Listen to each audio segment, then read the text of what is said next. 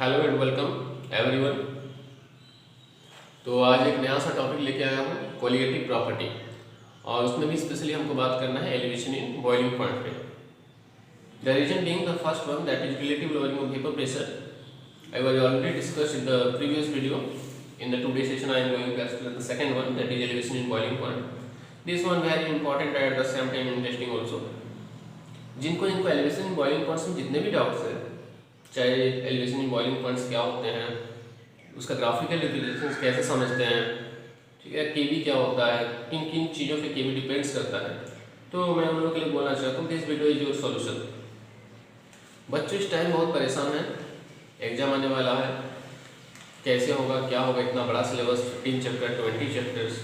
तो सिर्फ मैं एक ही बात बताना चाहता हूँ लोगों को कि one step at a time, step to step अगर स्टडी करोगे तो पढ़ने में मज़ा आएगा, और ऐसे में कभी एक चैप्टर कंप्लीट हो जाएगा पता भी नहीं चलेगा। क्लियर? तो एग्जीक्यूशन करना वही सबसे बड़ी बात होता है, मोस्ट ऑफ अस एग्जीक्यूट ही नहीं करते हैं। और दूसरी बात मैं ये याद दिलाना चाहता हूँ कि जो सॉलिड स्टेट्स ऑफ ग्रुप 15 जो पिछले ईयर में इंक्लूड नहीं था, बट ये दोनों क्या है इस बार इंक्लूड किया गया है न्यू सिलेबस में, सॉलिड स्टेट्स और ग्रुप 15। तो चलो स्टार्ट करते हैं। मेरा नाम है दीपक कुमार और आपका ब्यूटीफुल सा चैनल केमिस्ट्री फॉर यू।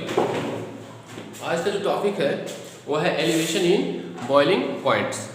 तो एलिवेशन इन बॉइलिंग पॉइंट्स जानने से पहले हमको क्या पता होना चाहिए कि what is boiling points, what is boiling point.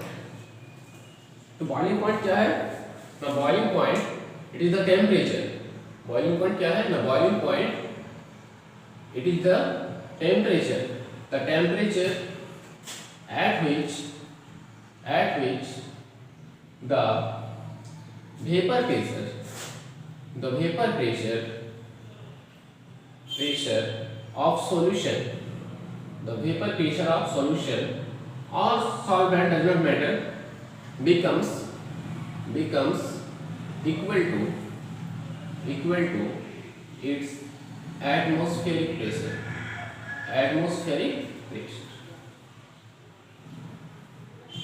मतलब ऐसा टेम्परेचर जिसमें कोई सॉल्यूशंस का वेपर प्रेशर एटमॉस्फेरिक प्रेशर के बराबर हो जाए, ऐसा टेम्परेचर को हम नाम देते हैं क्या, बॉइलिंग पॉइंट।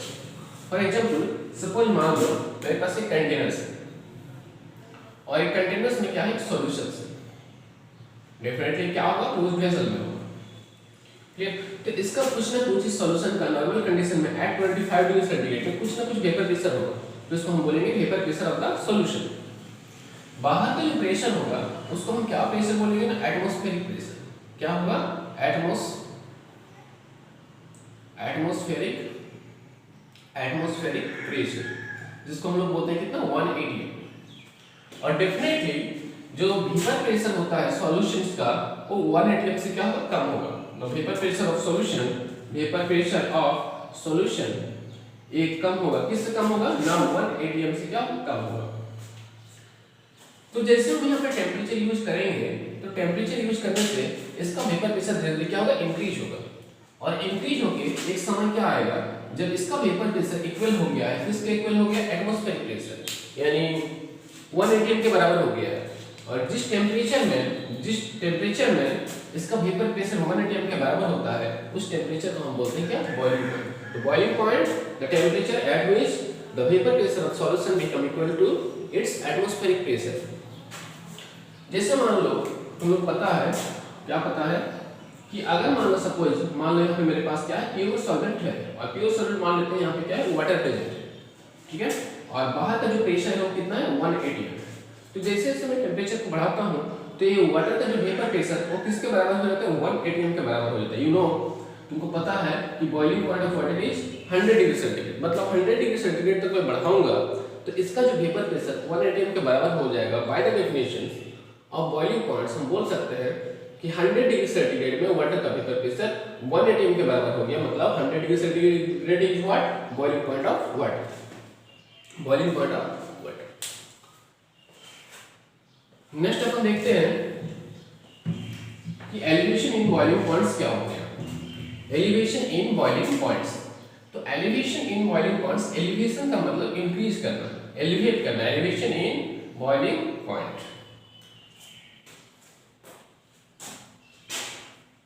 सपोज मान लो हम लोग के पास क्या है, कंटेनर्स है, और कंटेनर्स में यहाँ पे क्या है, प्योर सॉल्वेंट ए है। क्या है, प्योर सॉल्वेंट ए है। यहाँ पे मेरे पास क्या है, प्योर सॉल्वेंट। और तुम लोगों को पता होगा कि प्योर सॉल्वेंट का जो वेपर प्रेशर को कंसीडर किया था, P0 ए कंसीडर किया था। क्या कंसीडर किया था, P0 ए। तो यहाँ पे कुछ वेपर प्रेशर होगा, जिस टेम्परेचर में इसका वेपर प्रेशर 1 atm के बराबर हो रहा है, उस टेम्परेचर को हम क्या बोलेंगे, boiling point of pure solvent. Boiling point of pure solvent. तो मैं इसके लिए रिप्रेजेंटेशन लिख रहा हूँ, ये क्या था, vapour pressure of pure solvent. मैं लिखने वाला हूँ boiling point of pure solvent, मतलब है T for temperature, B for boiling point, not for standard condition for pure solute. So TB0 is what? The boiling point of pure solvent. Pure solvent. जैसे मान लो मैं एक non volatile solute को, बीज what, non volatile solute, एक non volatile solute को add किया। Non volatile solute वो होते हैं जो वेपर प्रेशर नहीं देते थे। इसको ऐड किया तो हम लोग के पास एक क्या हो गया, सॉल्यूशन तैयार हो गया। और इस सॉल्यूशन में क्या होगा, ए का भी मॉलिक्यूल्स होंगे और किसका मॉलिक्यूल्स होंगे, बी का भी मॉलिक्यूल्स होंगे। और यू नो कि वेपर प्रेशर उस सॉल्यूशन का कम हो जाता है देन प्योर सॉल्वेंट। ये तुम लोग पढ़े होगा, जितना कम होता है उसको बोलते हैं लोअरिंग इन वेपर प्रेशर। क्यों ऐसा होता है, क्योंकि कुछ सरफेस में ए के बदले में क्या प्रेजेंट हो जाता है, बी प्रेजेंट हो जाता है। ए के बदले में क्या प्रेजेंट हो जाता है, बी प्रेजेंट हो जाता है।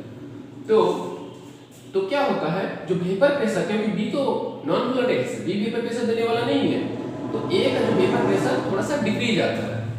और जहां जहां पे बी प्रेजेंट होता है, जस्ट उसके नीचे क्या होता है, ए प्रेजेंट होता है।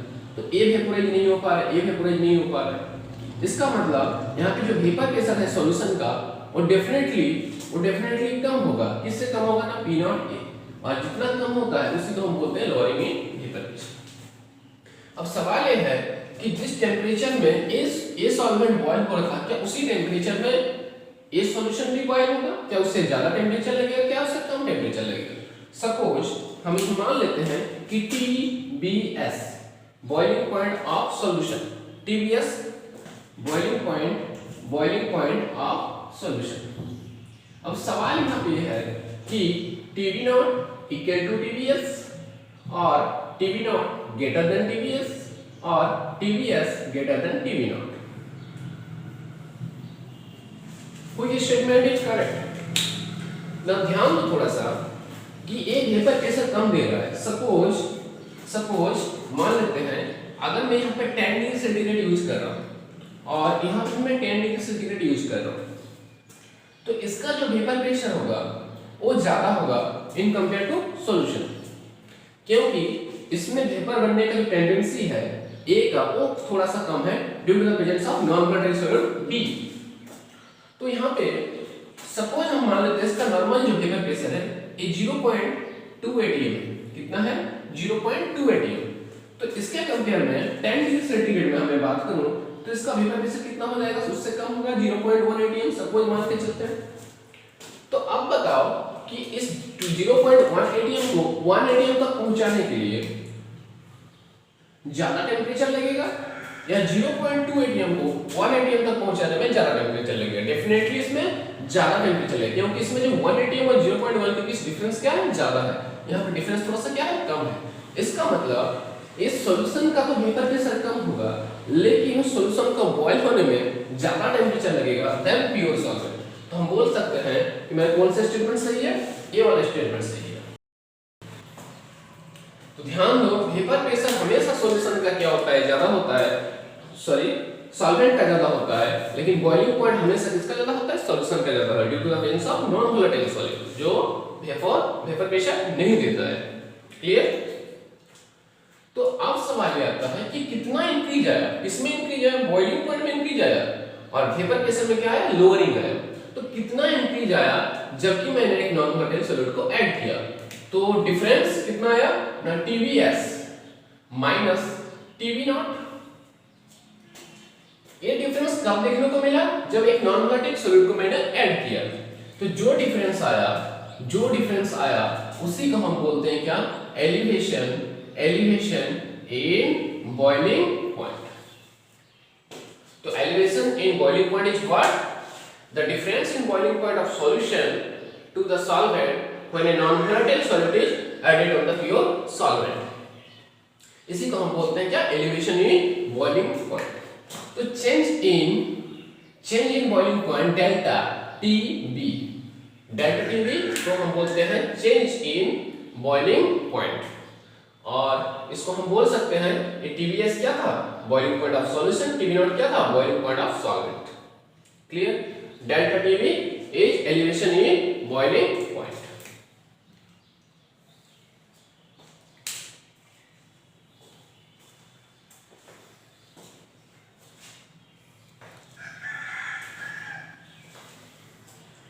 अब उसका ग्राफिकल रिप्रेजेंटेशन थोड़ा सा देख लेते हैं।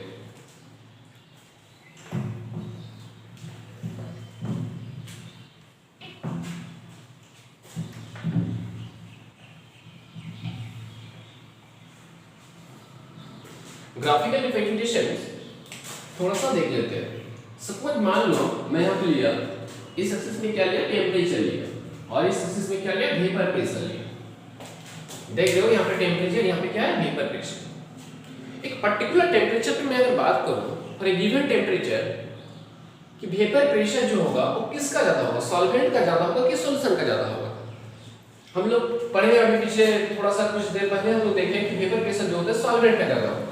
तो इसीलिए मैं यहाँ पे थोड़ा सा समझाने की कोशिश कर रहा हूँ। एक ग्राफ लिख रहा हूँ, दो ग्राफ यहाँ पे खींचा। ये मैं किसके लिए ग्राफ बनाया, सॉल्वेंट के लिए बनाया, और ये किसके लिए बनाया, सॉल्यूशन के लिए बनाया। कोई भी टेम्परेचर में तुम चेक कर सकते हो, कोई भी टेम्परेचर पे, कोई पर्टिकुलर टेम्परेचर पे, सपोज ये 1 ATM sorry 1 kelvin 2 kelvin 3 kelvin and so on. तो इस तरह से अगर मैं कोई भी टेम्परेचर पे अगर बात करूं तो हमेशा सॉल्वेंट का वेपर प्रेशर सॉल्यूशन से ज्यादा आएगा। फॉर एग्जांपल सपोज मैं इस पर्टिकुलर टेम्परेचर पे बात कर रहा हूं, तो इस पर्टिकुलर टेम्परेचर पे ये जो होगा वेपर प्रेशर, ये जो वेपर प्रेशर होगा किसका होगा, सॉल्यूशन का होगा। ये वेपर प्रेशर किसका होगा, सॉल्यूशन का होगा। उसी टेम्परेचर पे मैं बात करूं तो सॉल्वेंट का वेपर प्रेशर उससे क्या आएगा, ज्यादा आएगा।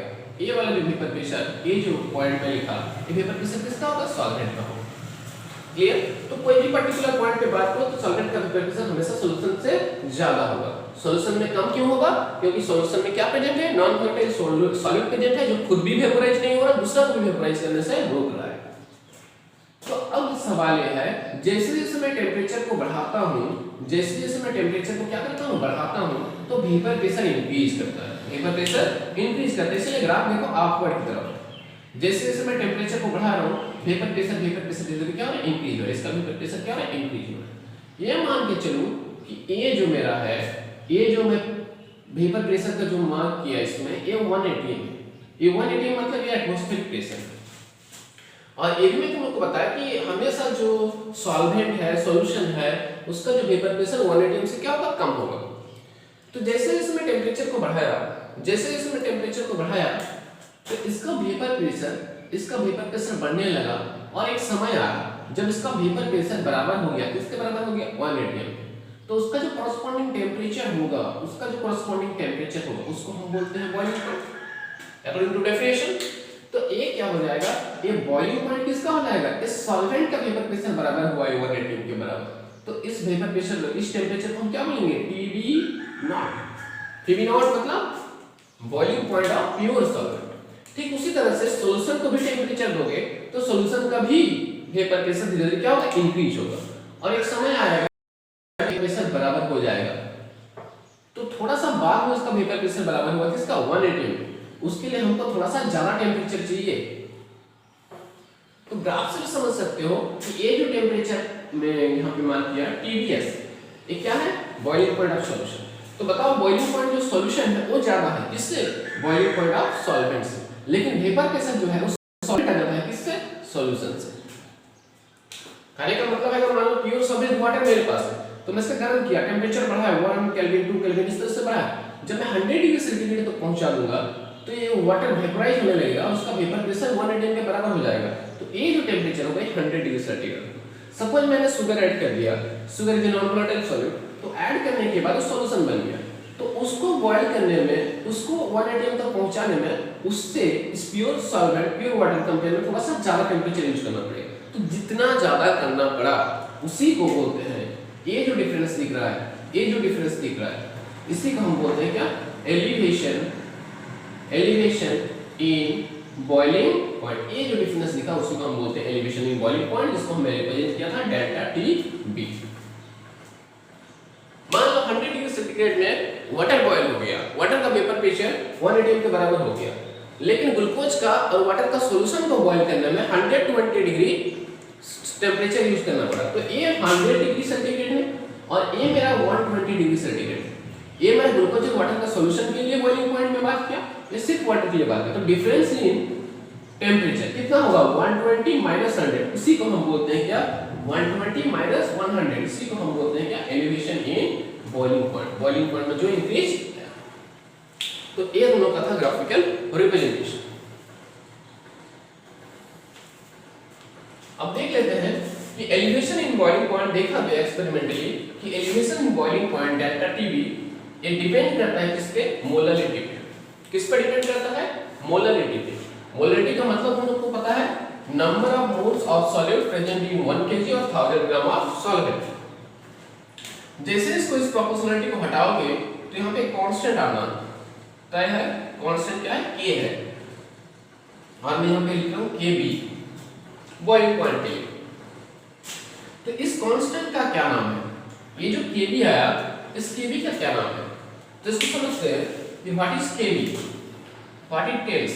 द kb क्या होता है, मोलर, इसका मैं नाम पहले लिख रहा हूँ molar elevation, molar elevation constant. इसका नाम क्या है, मोलर एलिवेशन कांस्टेंट, और उसका और भी स्पेशल नाम है इबुलोस्कोपिक कांस्टेंट, इबुलोस्कोपिक कांस्टेंट। तो what is kb, what is molar elevation constant और व्हाट इज इबुलोस्कोपिक कांस्टेंट। तो थोड़ा सा देखो इस फार्मूला में, अगर मैं मोलरिटी के जगह पे 1 मोल पर केजी कर लूं, 1 मोल पर केजी, क्लियर, 1 मोल पर केजी, तो एक kb बराबर हो जाएगा, किसके बराबर हो जाएगा, डेल्टा टीबी के बराबर हो जाएगा। तो हम बोल सकते हैं the kb is what, the kb is the elevation in boiling point when molarity is 1, when molarity is 1। अब molarity 1 का मतलब क्या है, molarity 1 का मतलब है कि 1 मोल of solute present in 1 kg or 1000 gram of solvent। हम दूसरा वे इसको एक्सप्लेन कर सकते हैं कि it is the elevation in boiling points where the solution is 1 molar. 1 molar का मतलब होता है ऐसा सॉल्यूशन जिसका मोलरिटी 1 हो। इसका मतलब 1 mole of solute present in 1 kg of solvent. तो क्लियर है क्या होता है kb, the kb elevation in boiling points है। अगर सॉल्यूशन को हम क्या कंसीडर किए, 1 मोलर कंसीडर किए। 1 मोलर का मतलब होता है मोलरिटी 1, इसका मतलब होता है 1 mole of solute present in 1 kg और 1000 ग्राम ऑफ सॉल्वेंट। अब थोड़ा सा इसको इलैबोरेट कर लेते हैं फार्मूला को, kb into m। तो kb into m, m का मतलब क्या होता है, मोलरिटी। मोलरिटी का मतलब number of moles of solute. Starting से मैं सॉल्यूट को कंसीडर किया था b for solute, a for solvent, a for solvent. तो इसमें NB का मतलब number of moles of solute divided by mass. Mass के लिए मैं W रिप्रेजेंटेशन किया था, मास ऑफ सॉल्वेंट। अगर इसको मैं ग्राम में कंसीडर करता हूं तो इनटू हो जाएगा क्या, थाउजेंड्स। ज्यादा प्रॉब्लम नहीं होना चाहिए क्योंकि मोलरिटी में पहले ही एक्सप्लेन कर चुका हूं। तो एक kb into number of moles of solute equal to क्या होगा, given mass of solute divided by molecular mass of solute. इसको भी मैं डायरेक्ट किया था, given mass of solute divided by molecular mass of solute, mb molecular mass of solute, wb given mass of solute. Into यहां पे क्या हो जाएगा, wa, अगर वो ग्राम में होगा तो इनटू क्या हो जाएगा, 1000। तो ये डेल्टा टीबी का फार्मूला आ गया। तो delta TB equal to kb into wb divided by mb into 1000 divided by wa in gram. तो kb का value for same solvent fix होता है। अगर मान लो मेरे पास सॉल्वेंट वाटर है, तो उसमें हमेशा Kb का वैल्यू क्या रहेगा, कांस्टेंट रहेगा। तो फॉर गिवन सॉल्वेंट Kb का वैल्यू हमेशा क्या होता है, फिक्स्ड होता है। Wb क्या है, given mass of solute, Mb क्या है, molecular mass of solute, Wa क्या है, मास ऑफ सॉल्वेंट। तो इस फार्मूला के यूज करके हम तरह तरह का न्यूमेरिकल भी यहां से सॉल्व करने वाले हैं। अब मैं थोड़ा सा तुम लोगों को फीलिंग दिलाना चाहता हूं कि why it is a qualitative property, why it is a qualitative property।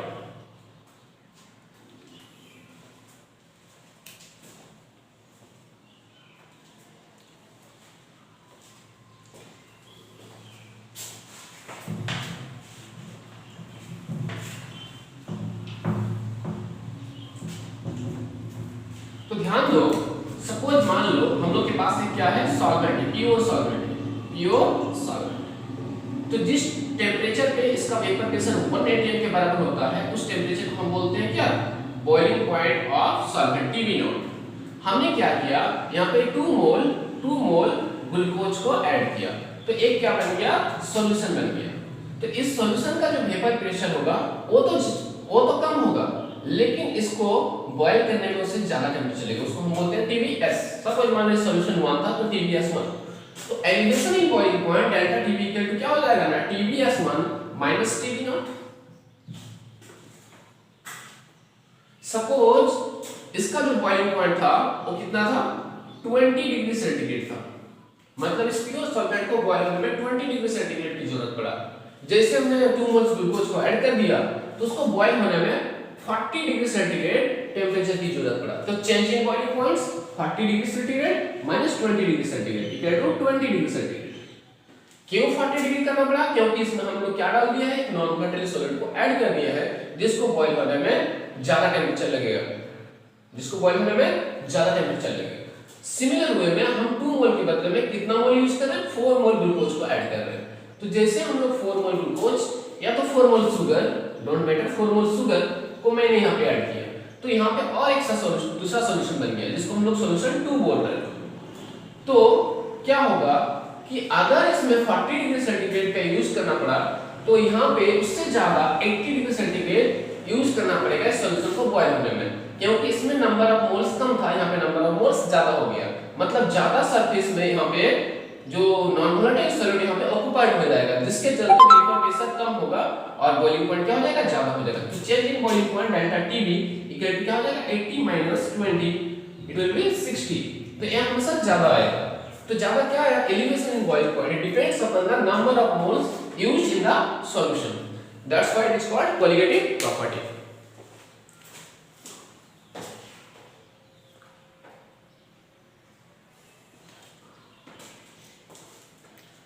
जाते जाते हम 2013 में सीबीएसई द्वारा पूछा गया सवाल इसी से रिलेटेड है, एलिवेशन इन बॉइलिंग पॉइंट से इस सवाल को हम लोग बना लेते हैं।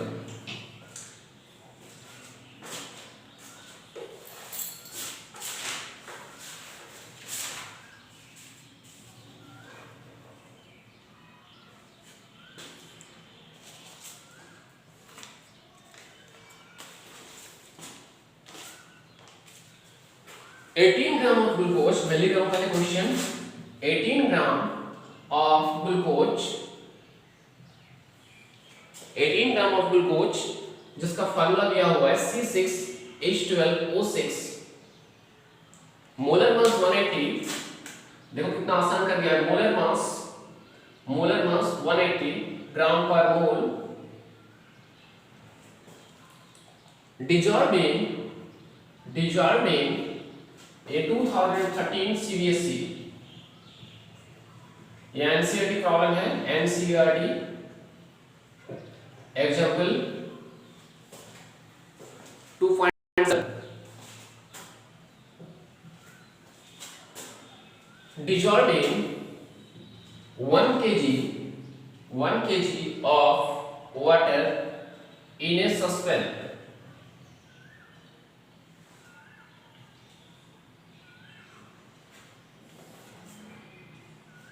what temperature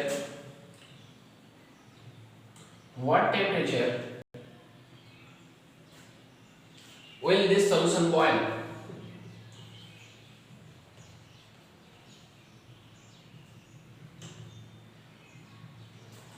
Hints दिया हुआ है kV for water equal to 0.52 Kelvin kg per mole. Boiling point of for pure water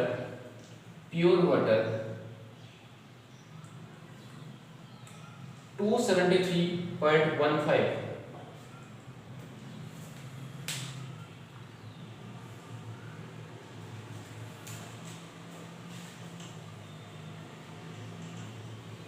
तो समझो यहाँ पे ग्लूकोज का एक सॉल्यूशन है, ग्लूकोज प्लस वाटर का एक सॉल्यूशन है।